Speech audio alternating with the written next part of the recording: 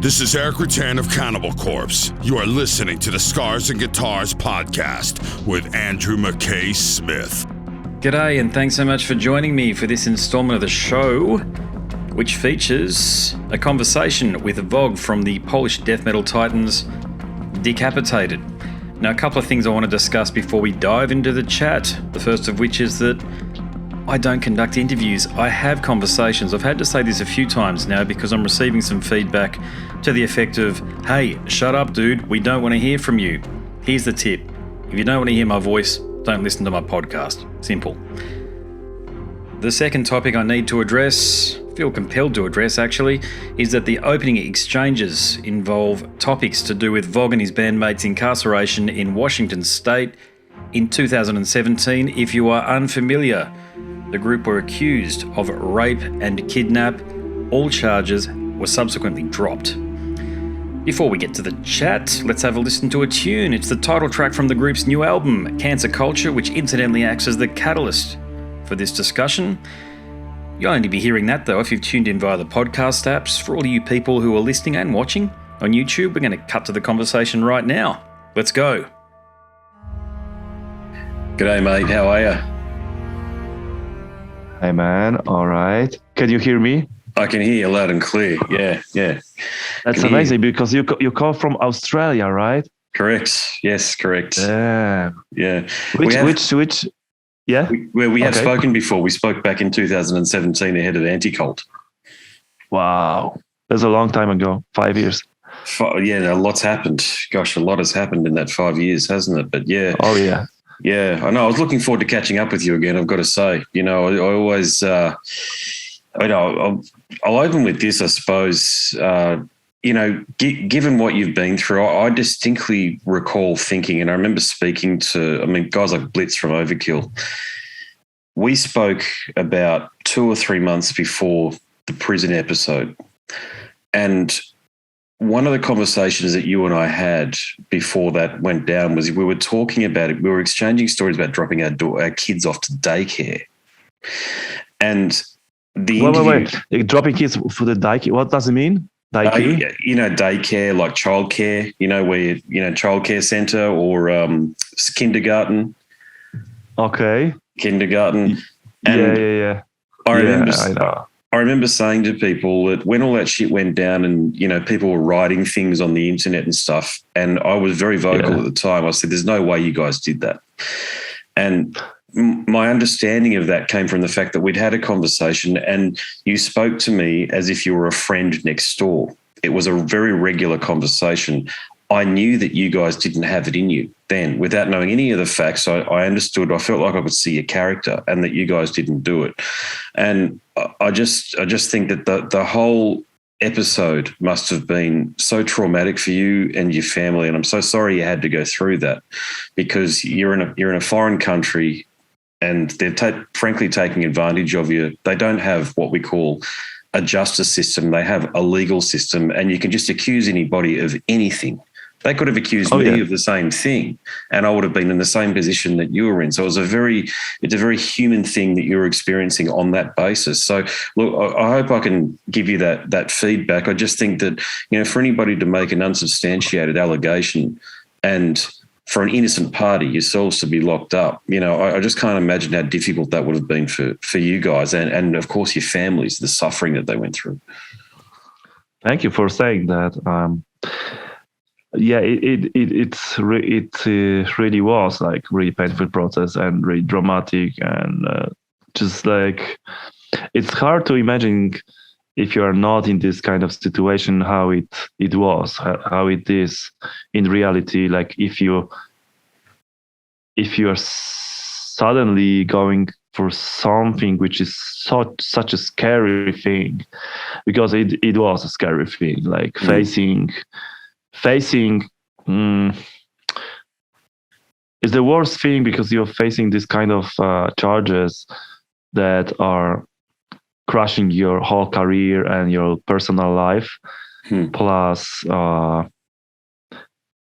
that's the one side, and the other side is you're facing like long time in prison if something goes wrong. Like it's so abstract that being in the court, in the big courtroom, in the front of all those people you're seeing for the first time in your life, like judges and prosecutor, and facing this, and like the people they talking some things about you didn't do, and they try to put you for a prison, like the worst people on the planet, and you feel like you say to yourself, like, what the hell, where I actually am, if it's just like a kind of dream right now, or is just a real things going on. It was really irrational experience, and then all these days in a jail, and all these months after, and it was very traumatic, and really just unbelievable. But you have to know, right now we feel all way better than during this, because it was already a few years, and we've been working hard to go out from this in every possible way. And so right now we have a new album. We have stability in our families, and we start to actually like forgot about it. And so we are on the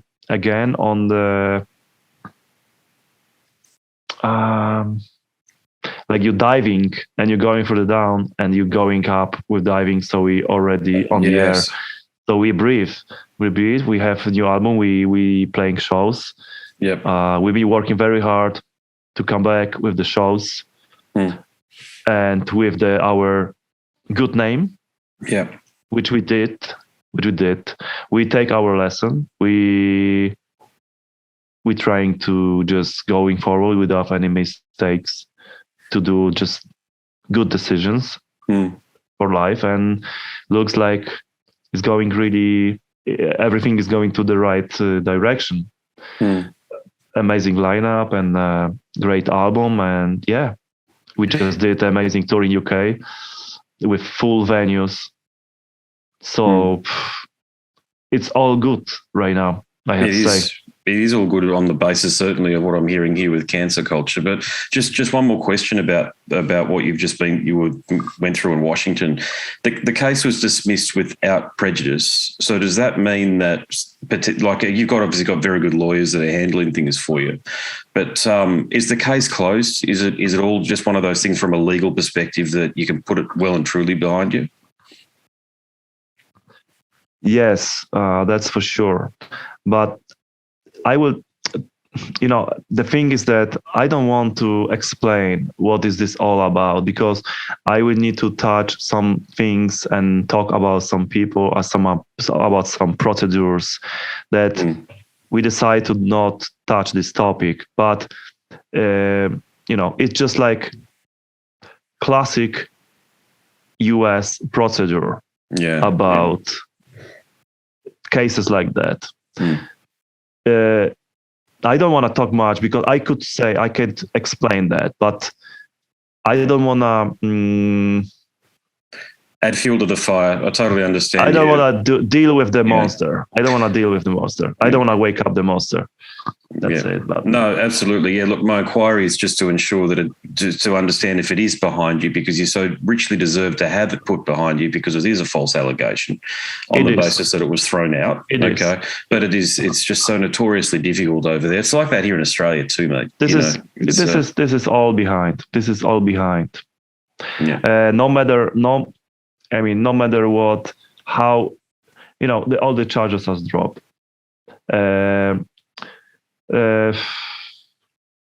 What I can say, this is all behind. All charges are dropped. If imagine U.S. system, imagine U.S. being in US jail and with 4 guys who really did it. Do you really believe they will let us go like that? Yeah. I don't think so. No. So that's it. I could go with that, but this interview shouldn't be about the lawyer, the law case in US.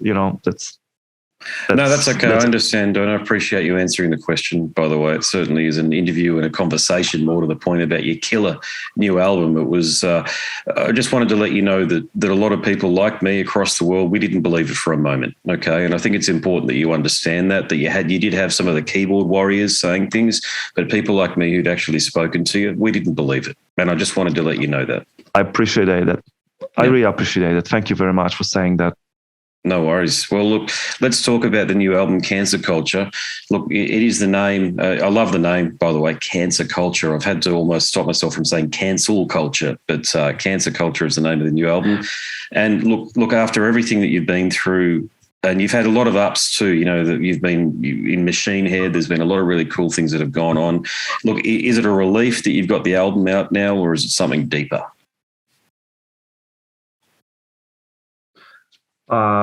This album is really personal thing for me, and as you said, it's so much great things happened during all these last years.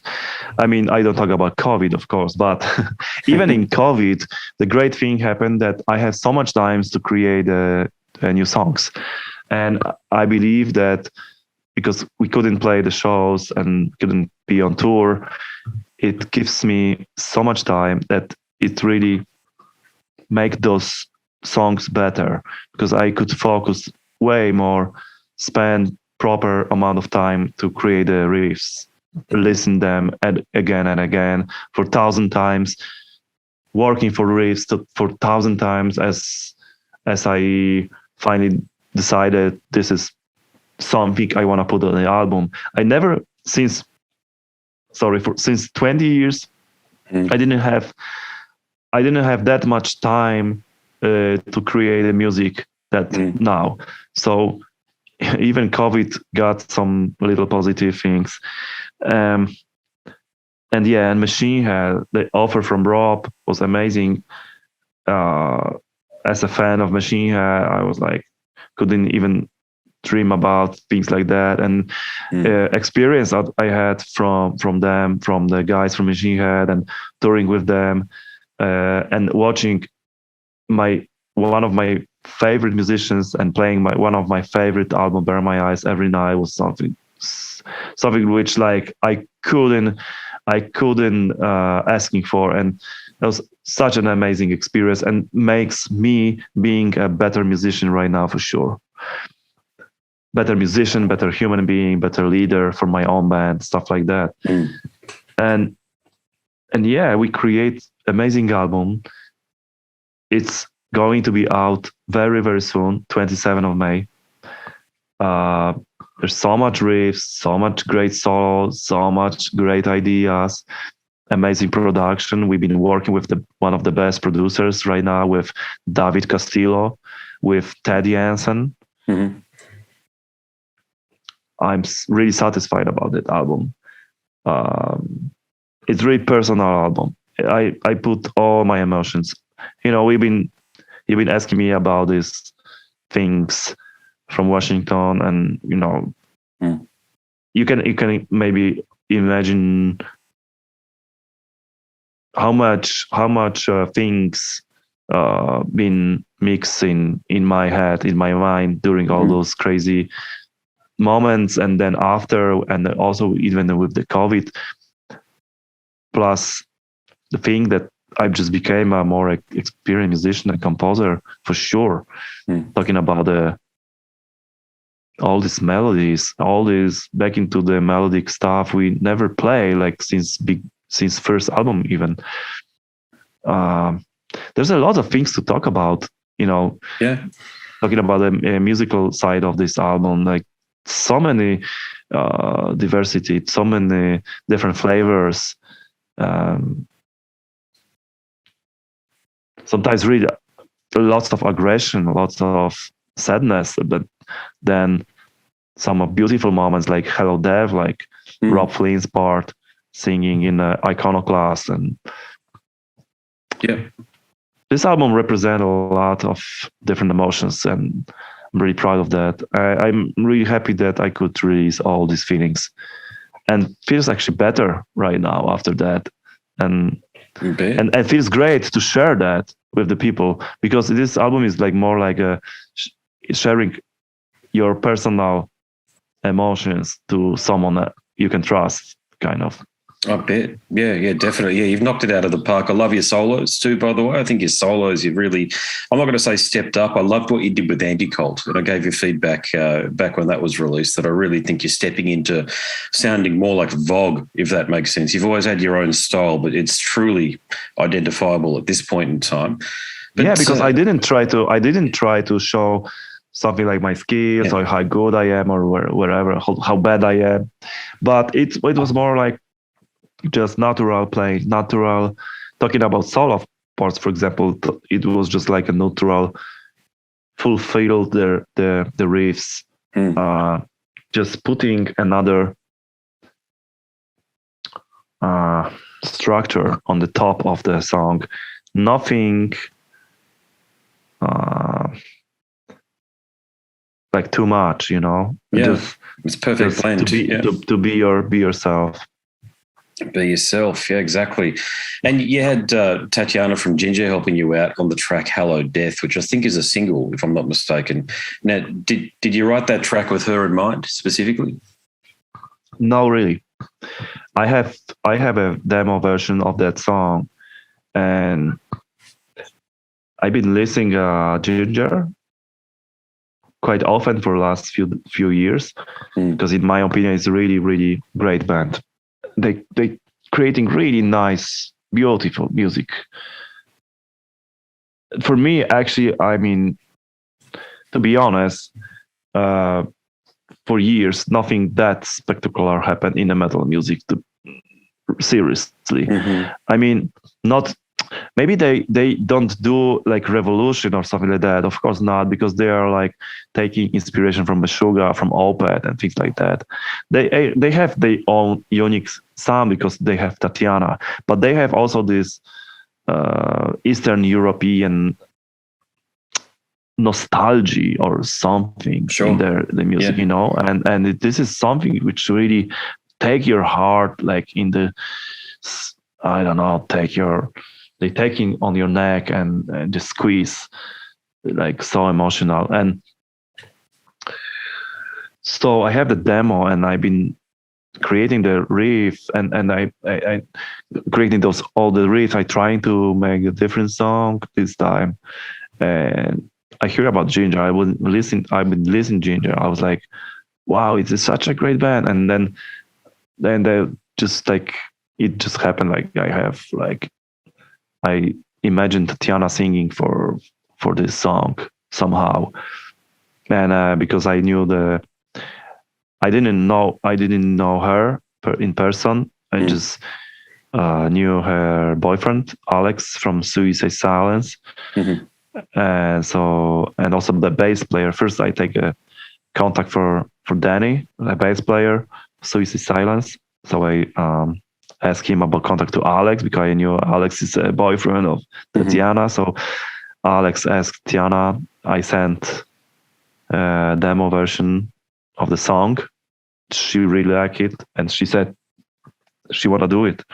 And she did more than we've been asking for. She did a middle part, and she did the ending of the song, and that's amazing. I love this collaboration. I think we create here something special, something unique, something kind of like, let's say, fresh. I don't like this word, but it's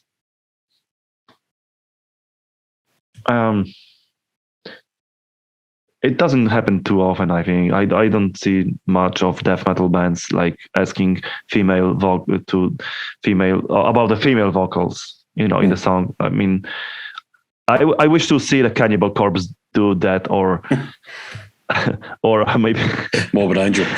Morbid Angel. That'd be very interesting. Hey, another question I've always wanted to ask you is, I know for a fact that you were, I think you were you were either asked to join Morbid Angel, asked to apply for Morbid Angel, or you were even in Morbid Angel. I've heard 3 different versions of the story. Could you tell me already? That's amazing. Well, I've spoken to the guys in the band about it, so I know how close you were to actually being a member of the group. But could you tell me the story?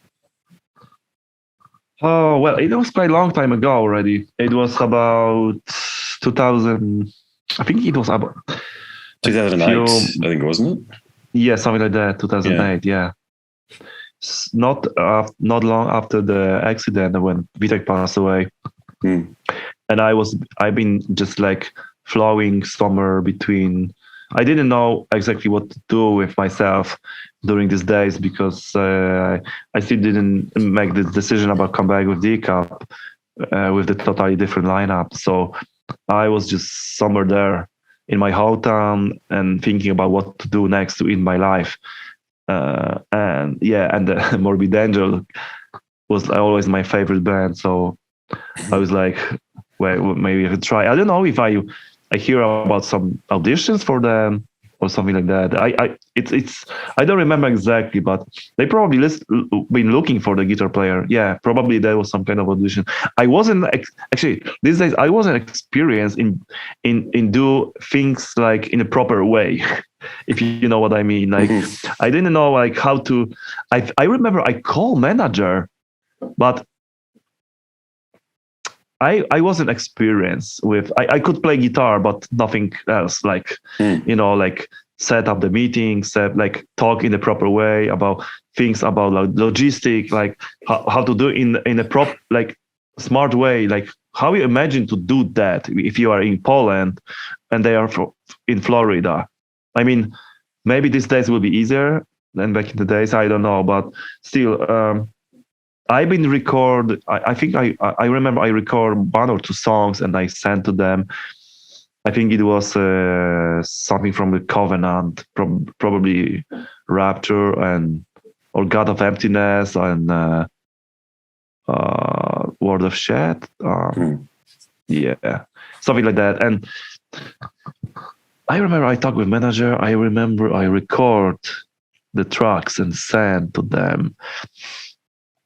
And maybe I'm not sure. I think I was close. Probably I was close to get to the band. It would be amazing, but I don't want to say it because I heard some rumors about like the Punchy Gonzalez, the sound engineer. Yeah, the sound engineer didn't really like me because I'm not surprised he didn't like me because I have so much bullshit stories like together with Nile guys and he being a sound engineer of Nile and we've been touring with them and it's like we've been different people, we've been younger, we do some party all the time, drinking and like weed, smoking and things like that. It's just like stupid young metal heads and don't do anything like it's supposed to be done like in profit.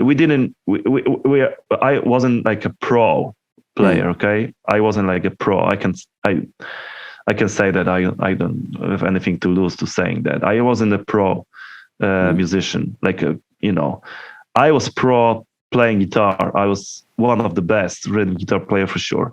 Yeah, but amazing. But like I was like just like a little bit out of control dude who cannot be a part of the professional team, if you know what I mean. So probably that's because of this, like maybe some kind of my attitude back in the days wasn't like acceptable for the for the team like Morbid Angel or whatever like that. I don't know what kind of story you hear about that, but some of my friend tells me that maybe some guys from the crew, maybe Punchy or someone like wasn't like agreed, like say like I'm not the right person right now. I'm not ready as a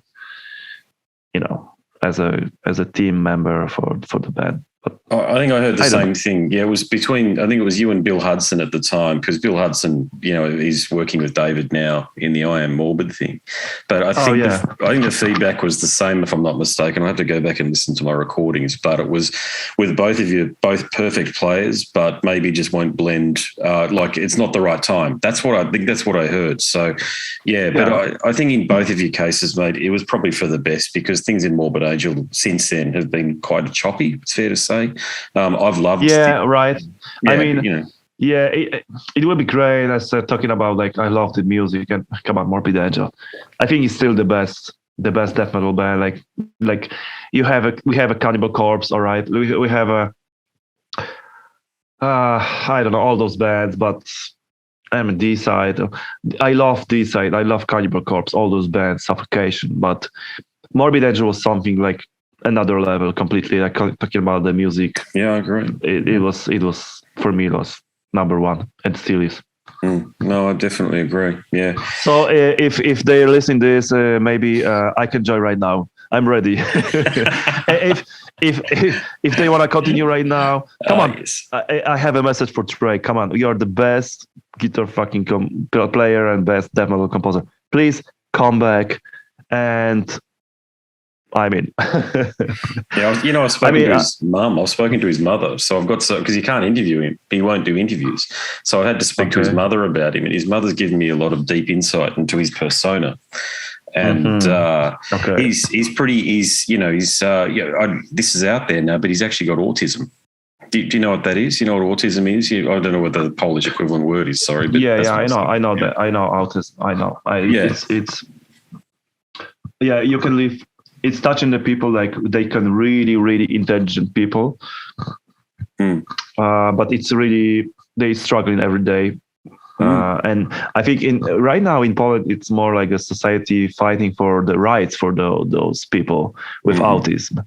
And so, because autistic people can be like not treating serious, they can be out of the society. Like I think here in Poland right now, there is more and more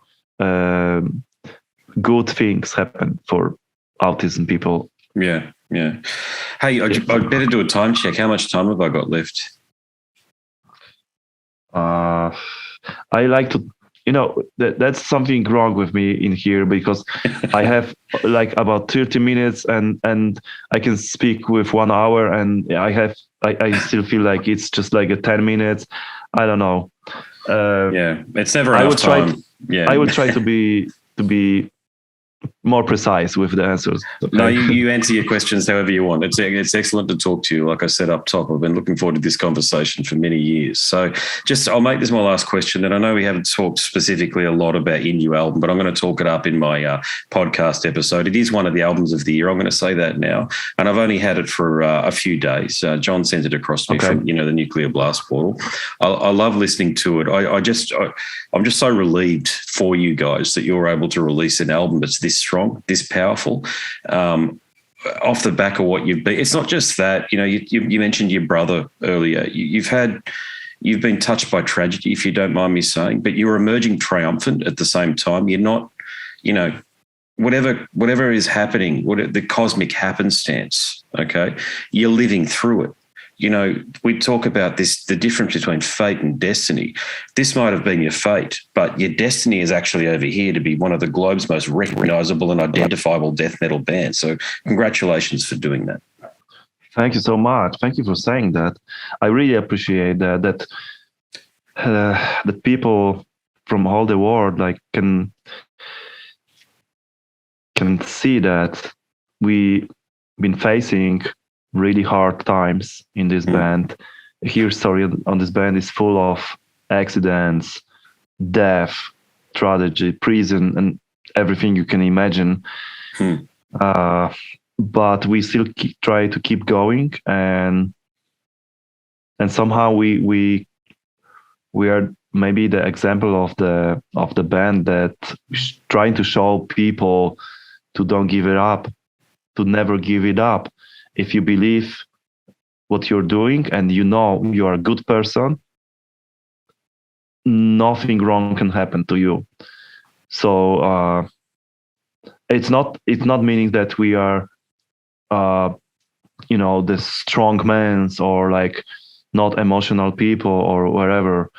We all of us, my friends, me and myself, my friends in the band, they've been struggling really bad times.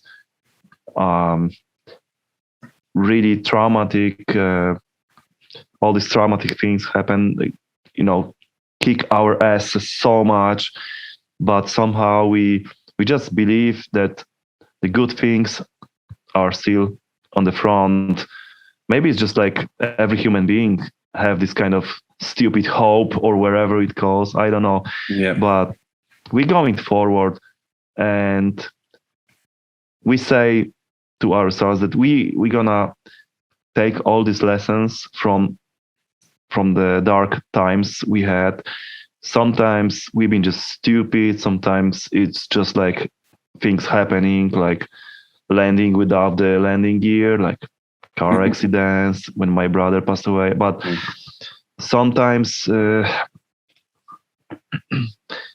it's just like you need to keep it going. You need to take a lesson and take this all happen as an experience to make your life better, because it really works like that. Just learn on your mistakes, learn on what happened in your life, and try to focus on good things. Try to make good decisions. This is our goal in Decapitated right now. Only good decisions.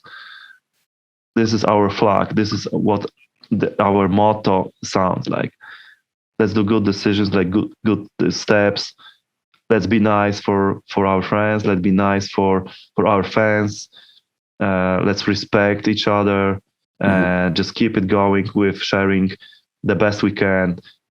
And the best we can do is playing music and playing live and go for tour, making records. And we want to keep it going with that, because we know there are people that they're waiting for that. And there are huge expectations. And hopefully then our new album will cover the expectations for our fans. And that's just like huge privilege. And we really appreciate, we feel honored to be a part of this scene and be that much recognizable everywhere on the planet. And even we had these crazy times and we almost lost everything we've been working for years, we have the people that believe that we are good people, that we have fans that still supporting us and don't let us go down with all this bullshit happen. And because of you and fans that we have, truly believing fans, we can continue, and that's amazing, and we are thankful, and that's another motivation that keep us going.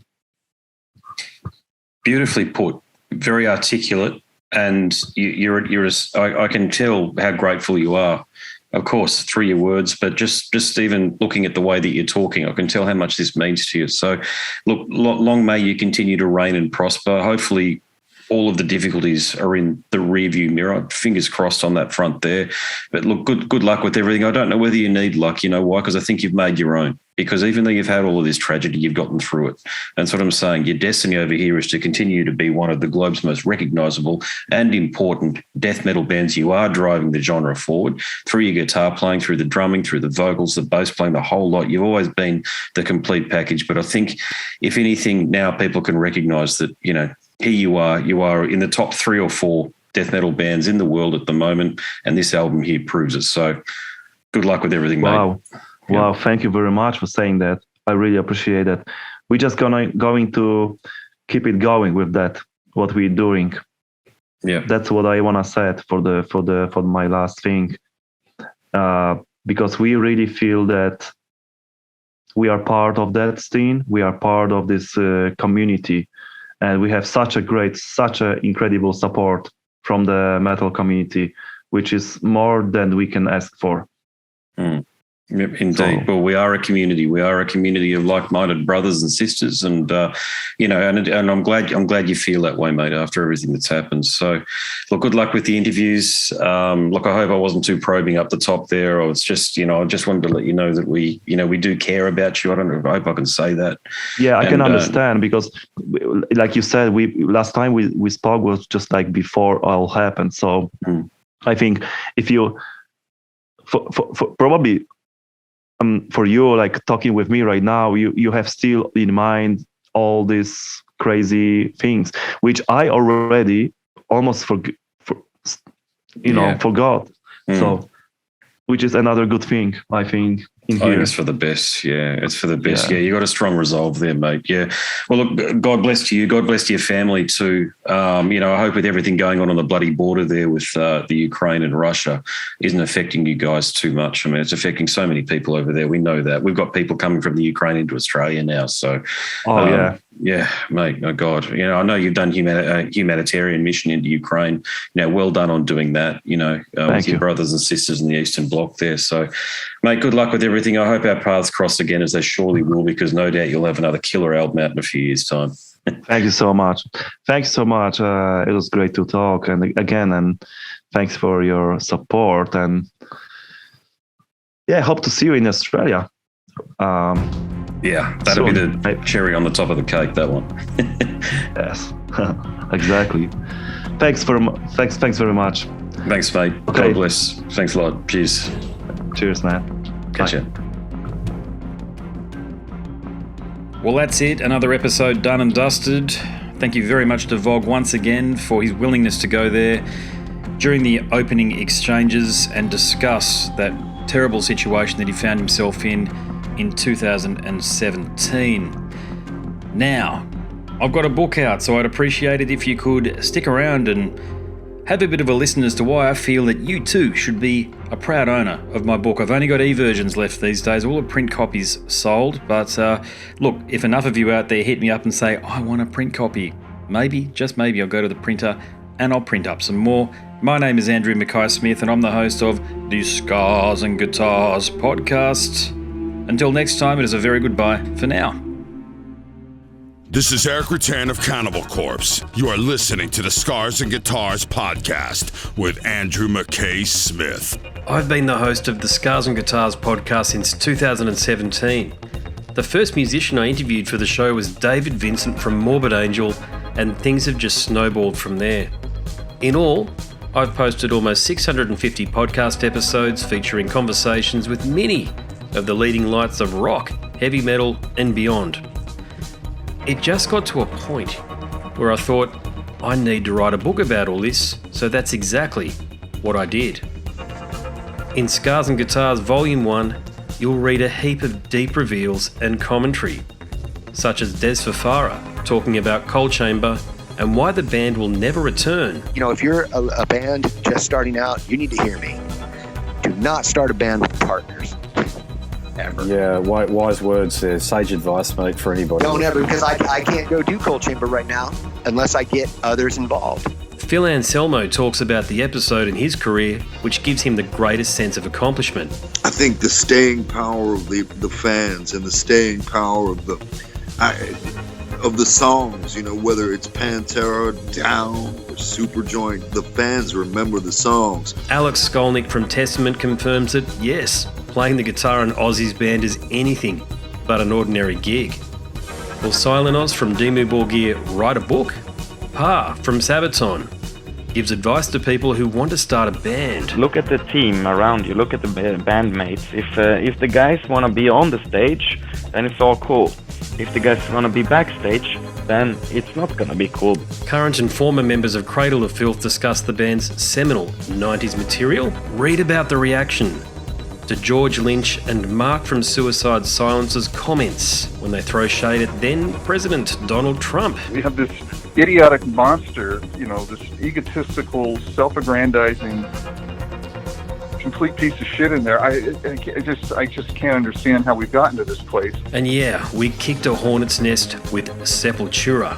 Percussive overlord Gene Hoglan talks about recording with Chuck Schuldiner. Chuck was always, he was very, very open-minded, and he was into having his musicians that were playing with him just reach out for the best stuff that they had. Phil Campbell from Motorhead discusses what it takes to get sober. John Five answers his critics who dismiss his tenure with Marilyn Manson.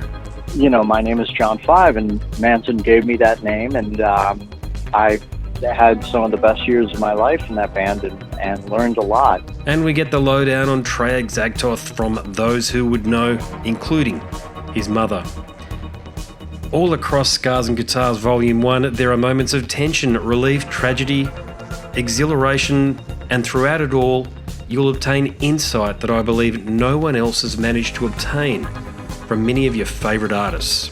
So treat yourself. Scars and Guitars Volume 1 is currently available as an ebook with a print edition on the horizon. Follow the links attached and download a sample. I'm sure you'll be compelled to read the whole book.